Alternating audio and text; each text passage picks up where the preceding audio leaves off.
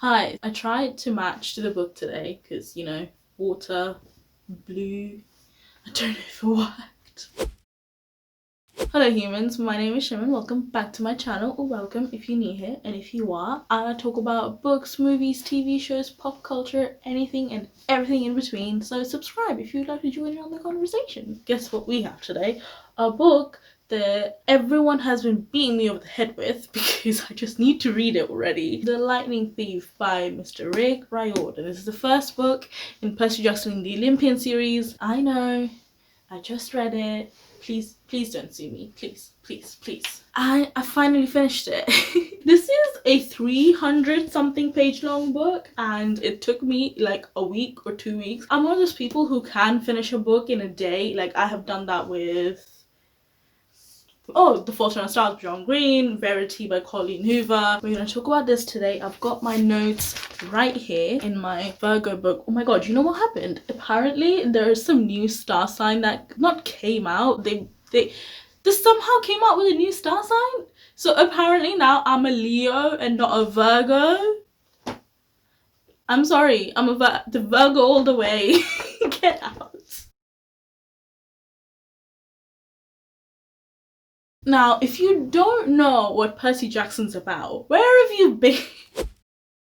It's about a kid called Percy Jackson who turned out to be a half-blood / demigod. So they're basically half human, half gods, like Greek god, like actual Greek gods. They exist in this world and it's amazing. I've always had a fascination with Greek mythology, like all the gods and the monsters and the heroes like Zeus and Poseidon and Hades and Persephone and everyone. My favorite character in Greek mythology is Medusa. I know that's really odd, but her story always strikes a chord in me. I don't know why. I've only read the first book. I'm currently reading the second one, which is right there. I'm reading it. I was reading it, and then a book came out by the name of A Beautifully Foolish Endeavor by Mr. Hank Green. I take the cover off when I'm reading a book, but this came out and I'm like, I need to finish this. Anyway, I don't want to say too much about it because I will probably accidentally spoil it. The first thing I want to talk about is Percy as a character. He is hilarious. He's one of the funniest 12-year-olds I have ever met in my life. He's such a unique and funny voice and it's so fun to read. When I read Lightning Thief, I had just come out of reading Muse of Nightmares, and Muse of Nightmares is very, beautiful and poetic and exquisite. So when I was first reading this, I was like, oh, okay, well, Percy's really funny, but like the writing style is just... But then I was like, this is a middle grade series. I can't expect this to have beautiful poetic writing. So for a middle grade series, this is actually really good. Can I just read out like literally the first part of this book? Look, I didn't want to be half-blood. If you're reading this because you think you might be one, my advice is close the book right now. Believe whatever lie your mom or dad told you about your birth and try to lead a normal life. Being a half-blood is dangerous, it's scary, most of the time it gets you killed in painful, nasty ways. If you're a normal kid reading this because you think it's fiction, great, read on. I envy you for being able to believe that none of this ever happened. But if you recognize yourself in these pages, if you feel something stirring inside, stop reading immediately. You might be one of us. And once you know that, it's only a matter of time before they sense it too, and they'll come for you. Don't say I didn't warn you. My name is Percy Jackson. I got the box set and I just opened the first chapter just for and giggles because I was still reading Muse of Nightmares at that... I was still reading Muse of Nightmares at that point. And so I just opened it because I was like, oh, I just want to see what it's like. I read that and I'm like, I need to finish Muse real quick so I can finish this one. The world building is so great. It feels real. It feels like it could actually happen. And the gods and goddesses, they feel realistic. They act exactly how you expect them to act. We meet lots of gods and goddesses, so it's not really a spoiler, but at one point we meet Ares, and Ares is the god of war. As soon as like this guy walks in, I'm like, are you the god of war? Are you Ares? And it turns out he's Ares. I can't hold it, but I was like, I'm so smart. and I enjoyed reading it so much. I loved it. What did I give it on Goodreads? I don't think I've rated it yet. I think I gave it 4 stars. I really enjoyed it. I can't fault it, but I give it 4 stars because it didn't like blow me away. I'm waiting for like the next books in the series to like blow me away. I'm being very conservative with my 5 stars this year because I'm known to just say that I love this book and that's it. I mean, I don't love every single book, but you know. Is it called Percy Jackson and the Lightning Thief, or is it called The Lightning Thief? The naming is so confusing. Anyway, I'm gonna get into some spoilers, so if you haven't read the series, if you haven't read this book yet, I highly recommend you go and check it out and then come back and we can talk about it together. As I was reading this book the first time when I was like, okay, this is really cool and really interesting, I might actually love this book, was when they were talking about how gods and goddesses and their kids were affecting human events, and World War II is basically a fight between Zeus and Poseidon's kid and Hades' kid on the other side. I'm guessing Hitler was Hades' child because I'm sorry if he is real and he's on the underground. Apologies. But Hitler, it sounds like Hitler is Hades' kid, isn't he? Which is hilarious, but they're so powerful that they started to affect human events, and that's why they had to form that pact. Zeus, Poseidon, and Hades wouldn't be able to have kids with humans anymore, which was actually really interesting. Can I just quickly talk about, I know Persabeth is going to be a thing, Percy and Annabeth, but I mean, my suspicions have already been debunked by a friend of mine who has read this series, so thank you if you're watching this. But when I finished reading this and I was just thinking about it, I was like, wait a second, does this mean? Basically, the thing that went through my head was, so Zeus and Poseidon are obviously brothers, and Athena is Zeus's daughter and Annabeth is Athena's daughter, so like Percy is kind of like very distant uncle of Annabeth's. But then I was like, that doesn't make any sense because Athena was born in a very weird way. She wasn't born by conventional means. I don't know the exact story, but some water nymph or someone was pregnant with Athena, and then Zeus, for some reason, killed that woman and then took the baby and stitched the baby, all the womb and everything, into his thigh.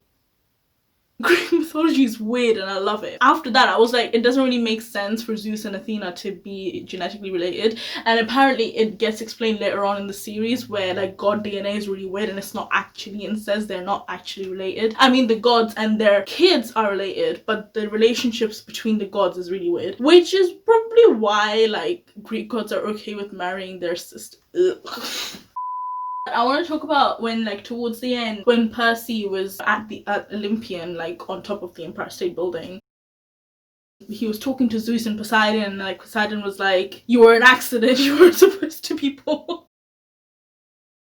You just met this kid for the first time in your life. Maybe you shouldn't have said that. Percy and Annabeth and Grover, I've met these kids for like 300 pages. Why am I already getting emo about all of these kids? Why do I already love Annabeth so much? Someone explain that to me, please. Also, I kind of saw it coming that he was Poseidon's son. At first, I was like, is he Zeus's son? Because lightning thief. And then like all the water imagery was there. And I'm like, he's definitely Poseidon's son. I also saw the Ares thing coming because as soon as we got introduced to him and he was the god of war, and someone explained that, you know, Hades has a lot to gain if there's a war between Poseidon and Zeus because there's more dead people, and I was like, that doesn't really make any sense. But then we meet Ares, who's a god of war, and I'm like, if there's a war, wouldn't the god of war be happier than the god of the underworld who's gonna have like more mouths to feed? But then like I didn't think too much about it, and then when it got revealed I was like, yep, Ares is a bad guy. I did see the Titans thing coming as well. I don't know why, I had a feeling, but like Tartarus,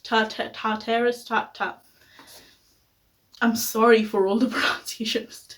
You know what I'm talking about. I saw the Kronos thing coming. I just didn't know he was called Kronos. But when it got revealed that it's actually the leader of the Titans who want to start a war so they can go back to their glory days, make Olympian great again. I, however, did not see the Luke thing coming. I thought the whole, a friend betrayed me wasn't... I didn't think it was Ares, but I thought that it would come in later in the series. You know, the whole adventure of finding the lightning bolt and then returning it to Zeus, I thought that was going to be the entire series, not just the first book. And when it all got done with the first book, I was like, what the f the rest of the series about, probably the whole Titan thing, obviously. Yeah, I didn't see the Luke thing coming. I totally trusted Luke, but now that I think back, I'm like, why did you trust Luke? He's Hermes.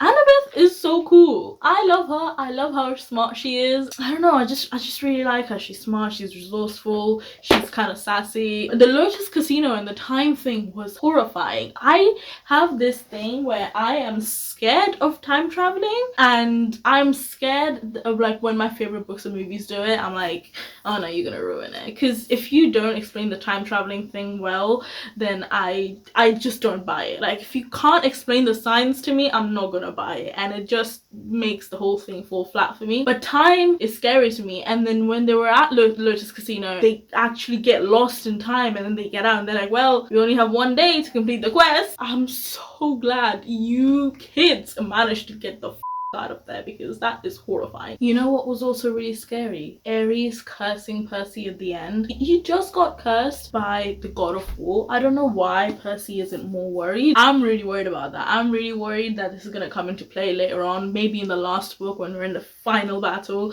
and that Percy can't do something because Ares just cursed him. So I'm really scared about that. Can we just talk about Grover really quickly, because he's just so adorable. He gives me the, who is it, Jar Jar Binks vibe from the Star Wars movie, but he's not as annoying. He was really funny and he was really helpful. I'm glad that we get to see more of him in the later books, that he's not gonna get lost in search of Pan. I want to see more of Medusa in the next books. I don't know if we will, but she's my favorite like Greek mythology character. I don't know, I think she has a really interesting story. Obviously there are like 100 different interpretations of Greek mythology, and I was kind of bummed out that we didn't get into the different interpretations in this one. But this is obviously, this is a middle grade series. I didn't think we would, but basically I want a whole series on Medusa. I want a bunch of different Medusa books, so like my Medusa cravings. Medusa, am I even saying her name right? You know what made me really sad in this book? It was Percy's mum. Percy's mum marrying Gabe and then being in a very being in an abusive relationship just so Percy wouldn't be found out. It just broke my heart. The sacrifices that Sally made for her son was out of this world. You know, one of the prophecies was, you will solve the quest but you will fail to save what matters the most. I thought that he will find the lightning bolt, however he will fail to save his mum, which is what matters to him the most, which is why he took on the quest. I thought that was what was going to happen, but then like we found his mum at the end, so that prophecy is probably going to come into play later. So those are all of my thoughts on Percy Jackson. I really enjoyed it. I'm gonna keep reading Sea of Monsters after I finish Beautiful.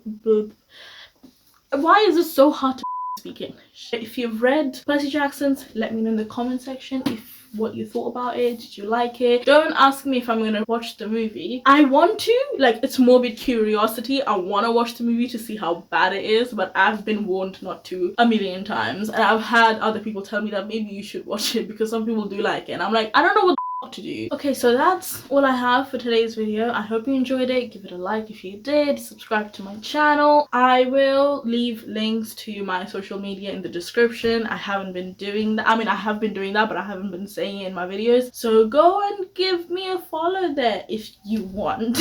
That's all I have, and I will see you next weekend. Goodbye. Hello, if you need... Oh, I will put folks. Wait, doesn't Curtis Connor do that? How many times am I gonna drop this book? Okay, I think we're fine now. Nothing happened. Nothing happened.